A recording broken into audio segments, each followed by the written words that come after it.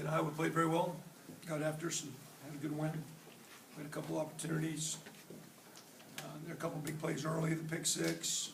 So they made more big plays than we did. End of the game stats are kind of close, but big play wise, they had a few big plays, kind of played uphill the whole game. Thought our kids played hard, hung in there, tried, but we fell behind. They started off with a good start. Good win for those guys. We got to do better. What happened to your quarterback? I got landed on, he tackled his left shoulder, and some degree of a separation that we'll eval when we get back. So I don't know if it's short, long, 1, 2, 3, 4, 5, 6 weeks, whatever. Non-throwing arm, no, so it just took a hit, fell down, impact, I think just kind of fell on it. Nothing broken. Via X-ray, we'll do some stuff tomorrow, but shoulder separation. Any thought to playing Diamont at any point today? Not yet, you know. Just not ready. What about Nate? Moving forward, we'll see what Nate's timeline is. And if Nate's gonna be more than a week or two, we'll definitely then consider at the end, like, hey, if you put him in for that drive at the end of the game, in the next week Nate's playing, if that's all Xander plays, you blow a year. So we're not sure exactly how severe the timeline is. We get a feel for that. If the timeline is gonna be a little long, 3, 4, 5 weeks, then we'll probably working Xander, not only as the 2, but probably as the 2 that we need to get out there playing. And if it's short term for Nate, he'll still have the same what he's been doing, but maybe we'll be able to get the red shirt once play that by year. How much did that limit your offense when you went down compared to what you? Well, it limited some of the things being throwing, but opened up some things because of what he does in the run game. So some of those runs worked, so it was just trying to figure out, and, you know, as we go, it's kind of tough because both those guys are a little different. He's very young compared to Nate, so as you practice, there's just certain plays like, that's not a play we're going to do with him. And you don't really want, it's very difficult, you don't want to practice a completely different technical offense for a backup quarterback because your right guard's getting those plays. And if the right guard's got to play with the starting quarterback, well, he don't get those plays. So it's kind of, you know, you try to blend as much as you can together. But it was a little drawn up in the dirt, and hey, it's a little different now, a little bit more involved, a little bit more quarterback run thought. He can throw it well, and we got to get him comfortable in the pocket. But he's got a live arm, and but as he plays, it's just vision and communication. And again, we're very excited about him. We think he'll be a good player for us. And yeah, it's nice to be on the road. First one kind of hard hearing. A couple calls he messed up a little, didn't call it properly. We didn't, you know, communicate our assignments properly. It looked kind of bad, but as the game went along, it was a good experience. And outside maybe one errant throw I didn't like, he was okay. We'll keep building him. He's a good young player.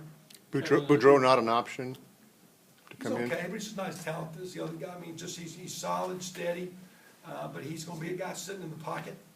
You know, when you play these guys as good as they're on defense, so the ball's got to get outside or down the field somehow. If you want to play in the box now, you're going to get, you know, if you play inside this room, you're not going to get a lot. So you got to get the ball on the perimeter, and so, you know, sometimes that quarterback run deal, he's a little bit more like Nate, who throws it well, not as well. And he's done nothing wrong. He's one of our guys. Right now, Chris Covington's hands down the best and handled it pretty good today. I think we scored 3 touchdowns with him in there, I think, right? And so it was 7 when we went down, I believe. Or did he score them all? Tevin didn't come back after his last touchdown run. Is he okay? Yeah. Coach, It was obviously a game of big plays, but you just talked about change drop in the end zone and almost how that changed the game. A little bit, and, you know, we got the onside kick opportunity when we had it kind of rolled a little bit. I mean, again, when there was an opportunity to make a play, those guys made it. They hit us on a big post route, a couple of them. They had some nice conversions to keep some things alive, and we didn't. Bottom line, they made a lot more plays than we did, whether it be Shane's drop, whether it be the onside kick.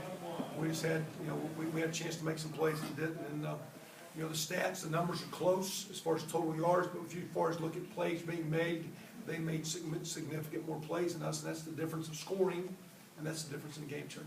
Coach, what did you make of the other players, their reaction when Sudfeld went down? Did they kind of rally around Covington? What was like the reaction there? I don't know if really, I mean, I know some guys got around Chris a little bit when he was coming in. I mean, Nate was over at the doctors and was in a little bit of pain.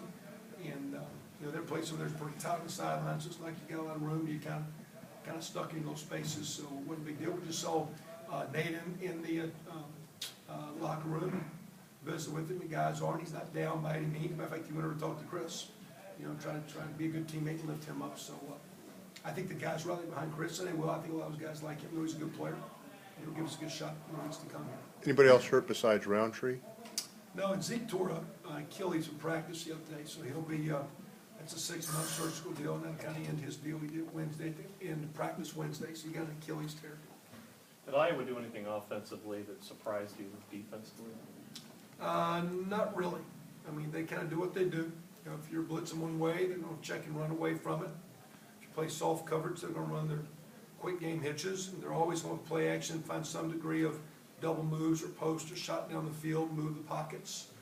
Did a good job on third down, got us on quarterback draw and scoring zone like they do. So I mean, they had a couple different personnel things where you had a tight end that was playing as a wide receiver a couple times. It wasn't nothing major, but the core of what they did has been consistent with what you've seen all year. They executed very well.